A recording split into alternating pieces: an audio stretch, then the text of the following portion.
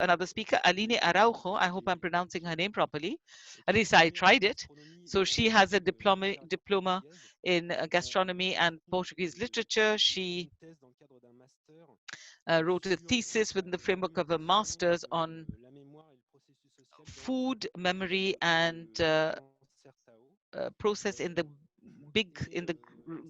larger Sertão region, and she started looking at food representations in the work of Guimarães Rosa, and right now she's looking at culture and identity in the University of Coimbra in Portugal, and is working professionally as a cook as well.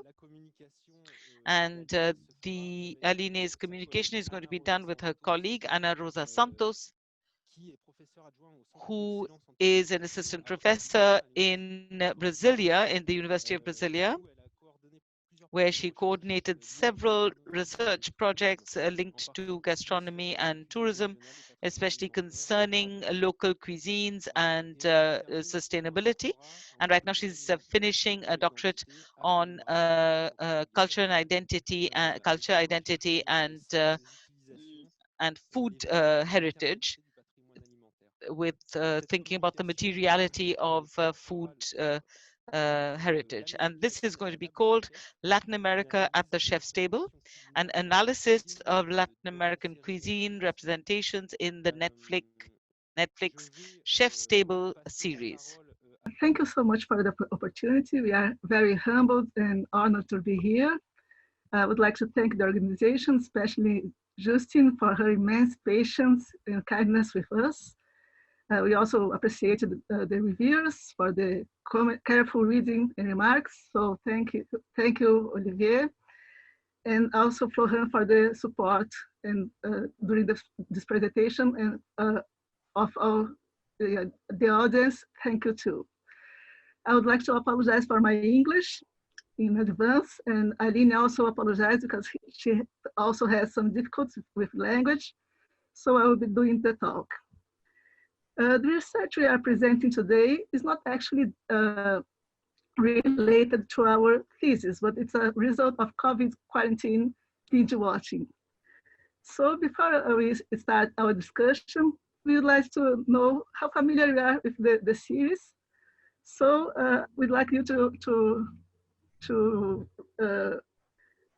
answer this little poll.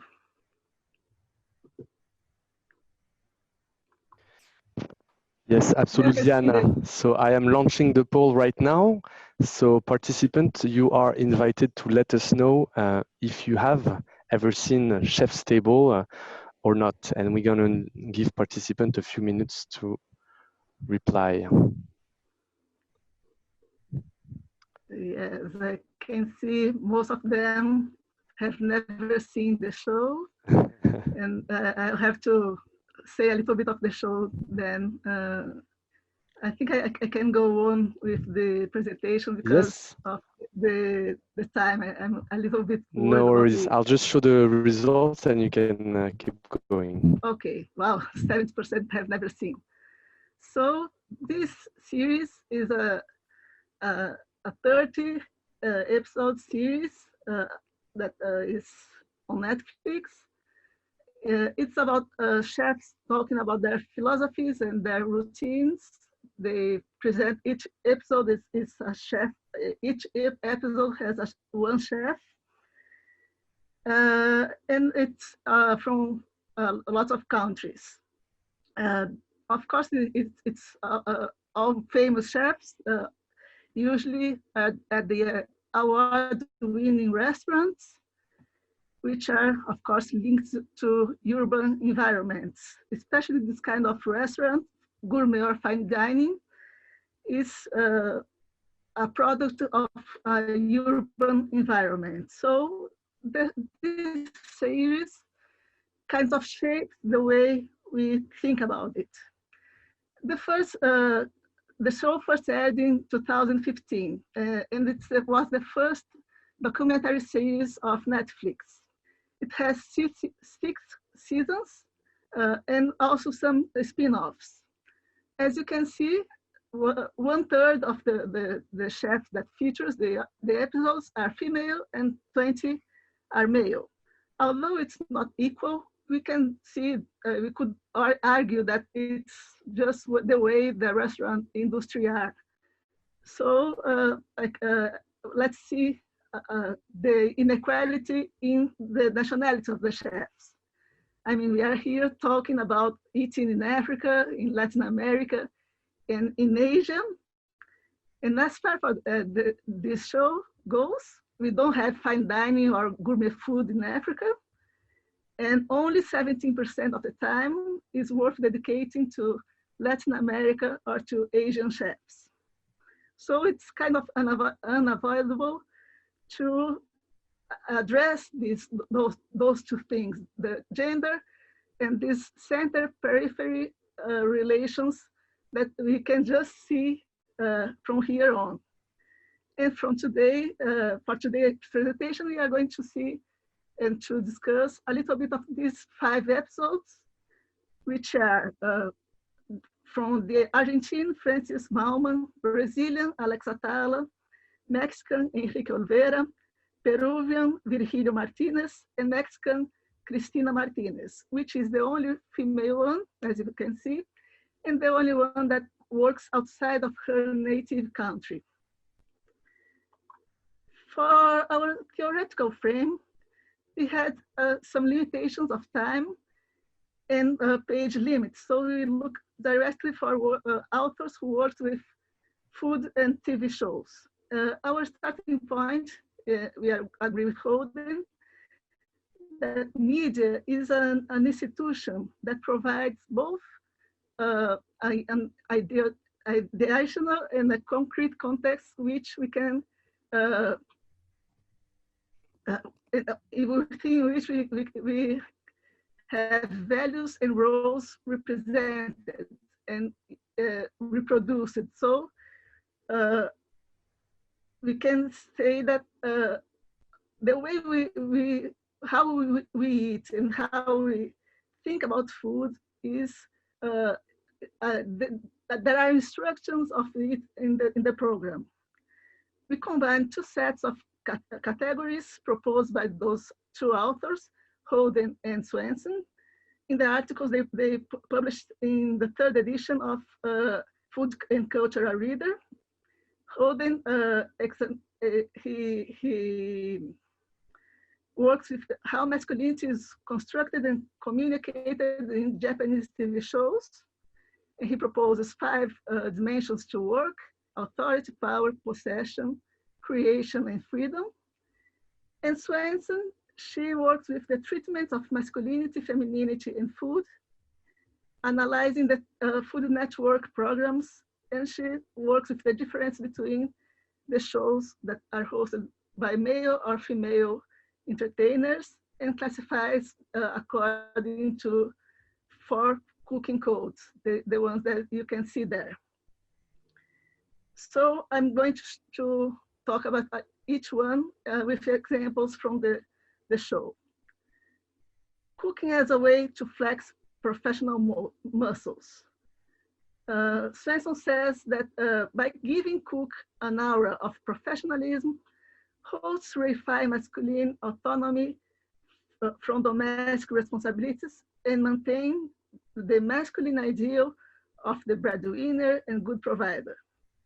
And it's closely related to possession and authority that Holden says, because they are successful owners of the restaurants, and they are in an elevated position of control and authoritative action, which also comes from the affiliation, the pedigree one has. In contrast, the female hosts, according to Swenson, refine their femininity by saying that cooking is an act of love and intimacy done for others. And in Cristina Martinez's episode, we see both sides.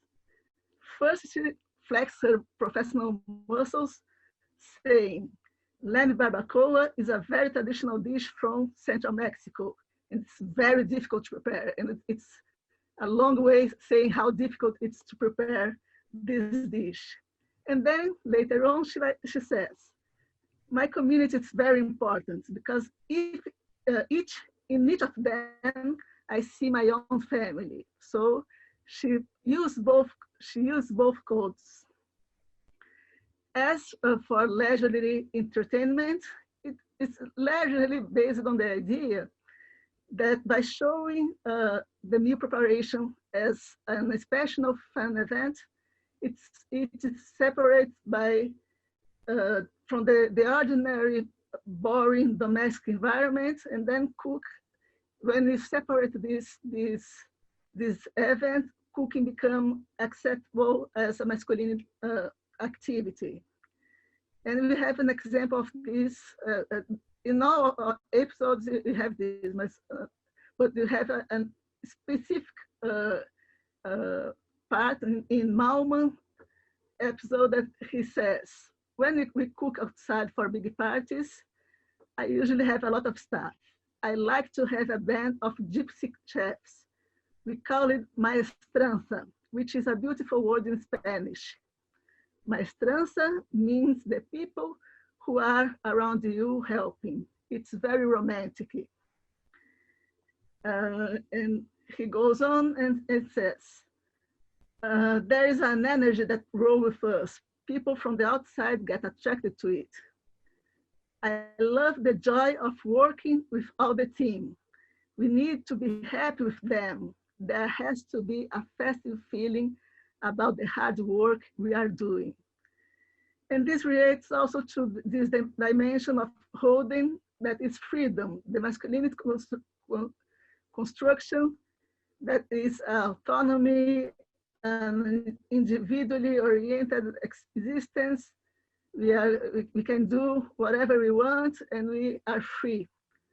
The third one from Swenson, the cooking as a journey, is the idea of the chef as an anthropologist that can unlock the secret exotic locales and eating local cuisine. And it's related also to the possession dimension of Holden. And I quote Holden. He says, in such cases, the chef becomes something more than a food preparer. He becomes host in his own right, commander of a world of his own invention. And an example we have of this is the Virgilio episode when he says, in Peru, we always have the sense of the unknown territory, the unknown Amazonia. There are lots of things just waiting for us to discover. Discovering these new things that people have never seen before, that's my obsession.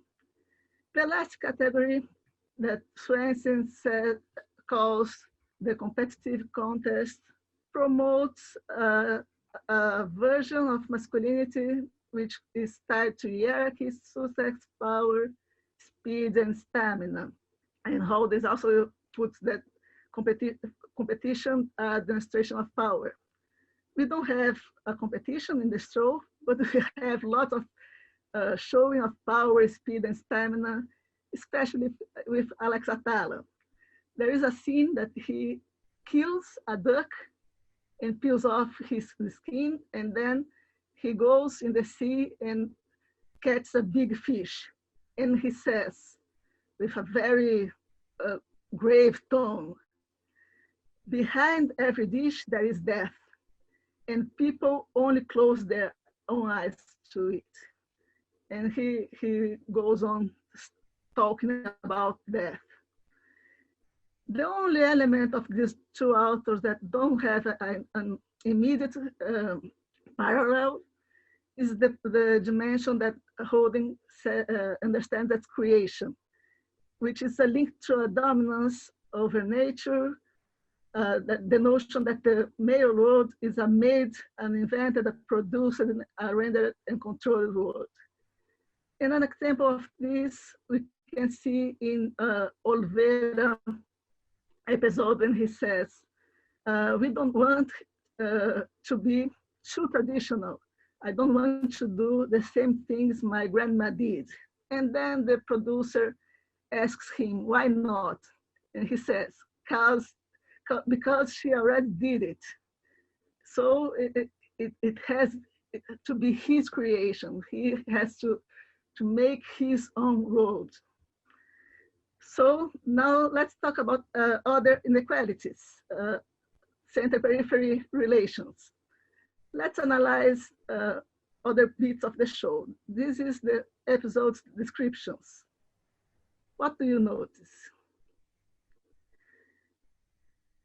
Can you see that we have lots of words linked to isolation, wilderness, little known? It's still a colonial view of the continent. America, especially Latin America, is still a continent to be discovered, but it's not just by anyone. Those words also emphasize those things linked to masculinity we discussed a little bit before, because it's in most cases a white male. The only female chef that appears in the program is also doing a traditionally male preparation, a barbecue. The main trajectories in this show are always similar. They start to work by chance. They left the country to acquire training in techniques, which is both a claim to masculinity, legitimacy, authority, as Holden argues, but also a demonstration of a colonialist perspective, because the legitimacy must be sought outside their countries. Another constant notion is the tradition. The use of ingredients and techniques often learned from local people and appropriated by the chef in a process of gourmetization. It relates to the center-periphery relations inside the countries. It's also very clear, and the role of the chefs in the societies.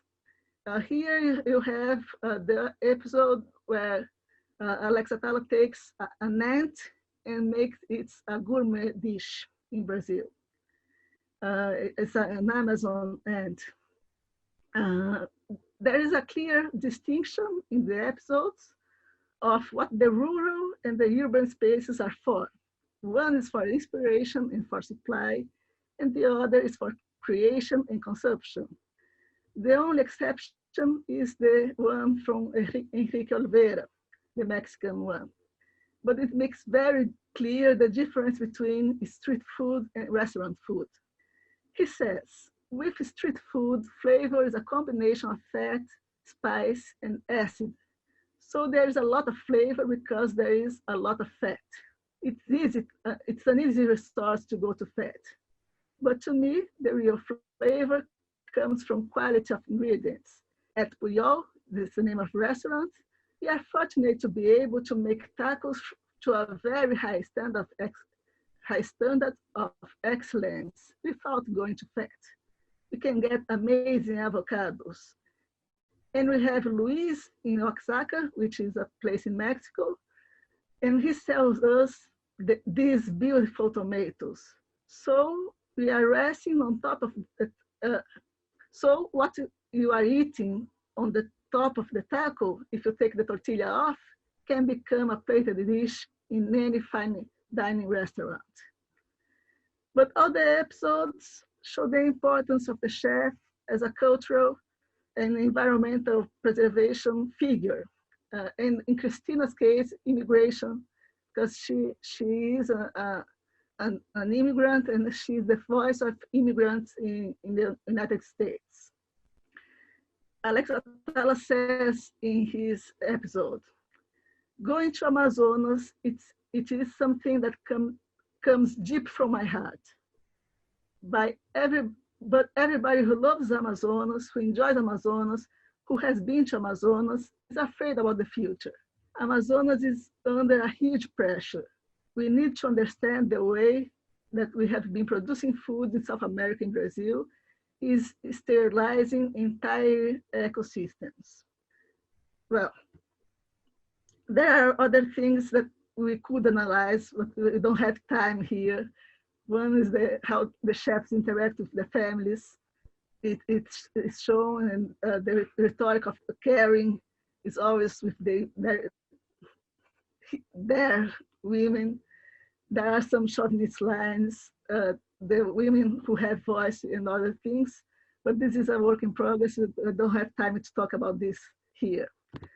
So to sum up, we see that the series still have the representation and reproduction of the inequalities of center-periphery relations and gender relations, but it also has a lot of effort to value the local traditional ingredients and to give voice to some, not all, environmental and social issues.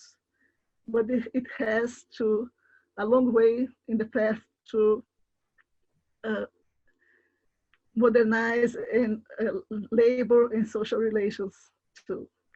So thank you very much. I hope you have enjoyed and understand our work. Thank you.